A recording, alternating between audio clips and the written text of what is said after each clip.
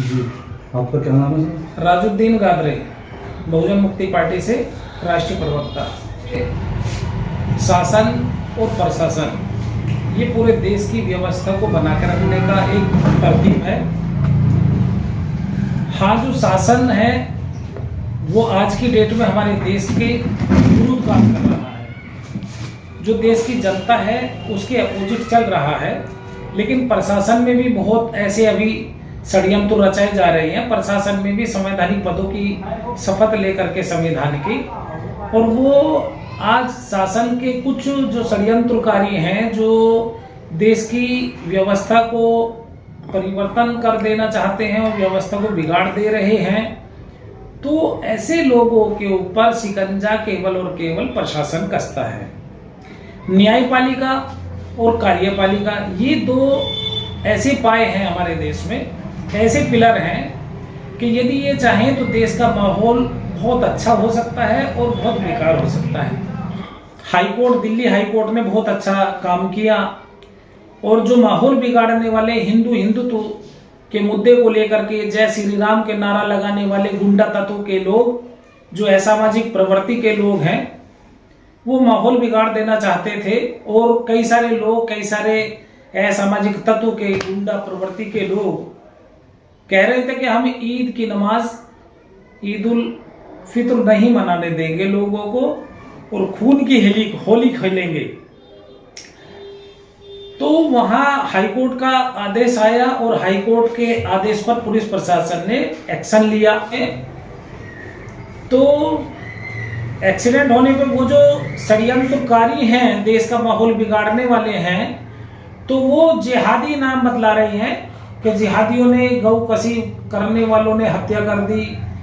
और मैं तो ये पूछना चाहता हूँ, हमारे देश का जो गाय है उसका व्यापार कौन करा रहा है? जो यदि इनकी माता है, वो कुछ षड्यंत्रकारियों को, जो जानवरों को भी अपनी माँ बना रहे हैं, क्या वो अपनी माँ या बाप के इंतकाल होने पे या उनकी परेशानियों में क्या उनके साथ खड़े होते हैं?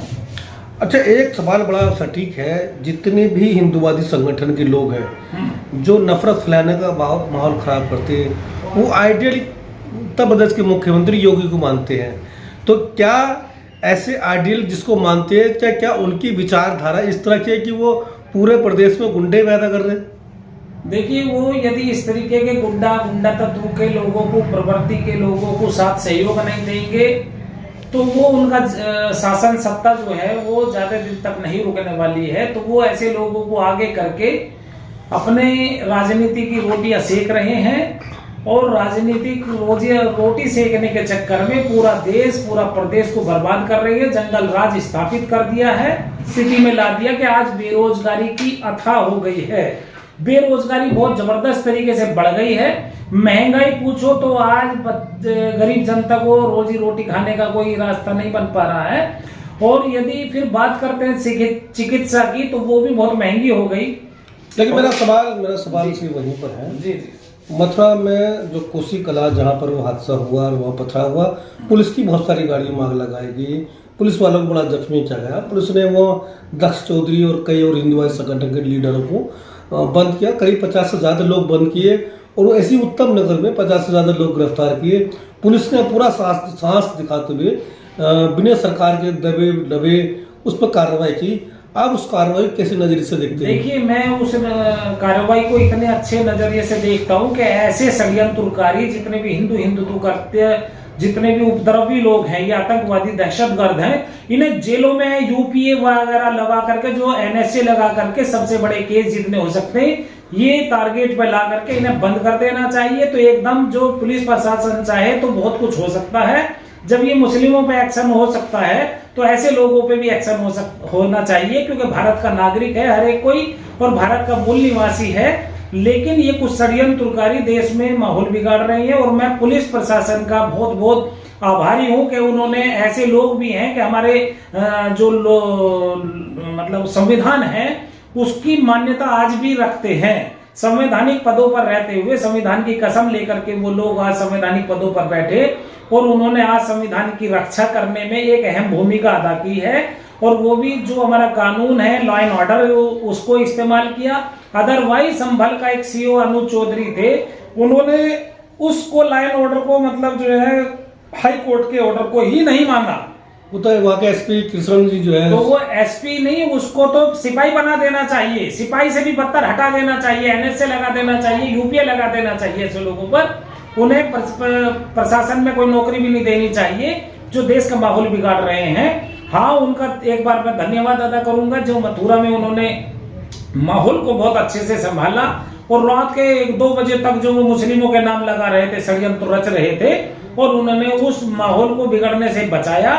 लेकिन आज भी उपद्रवी लोग कई सारे ये तो कह नहीं सकते कि भाई निष्पक्ष जांच की जाए, क्योंकि इनके पास में निष्पक्ष जांच की बात करेंगे, इनके क्योंकि कानून में ही नहीं है, इनके ब्लड में ही नहीं है निष्पक्ष जांच करना, न्याय करने की बात। ये तो उपद्रव भी है, उपद्रव मचाते हैं। इनकी पहचान, इनका झंडा आग का कलर है इनका, तिरंगे को भी नहीं मानते हैं ये लोग। वो तिरंगे को नहीं मानते हैं तो ये हमारे देश के मूल नागरिक भी नहीं हो सकते ऐसे लोग। इन्हें देश से अलग बाहर निकाल देना चाहिए। ये इजराइल को अपना बाप बताते हैं, तो वो यहाँ राज किस लिए, किस बिहाफ पे कर रहे हैं, किस बिहाफ से यहाँ इस हमारी गवर्नमेंट में, हमारी सरकार में, हमारे देश में किस बिहाफ पे रह रही हैं।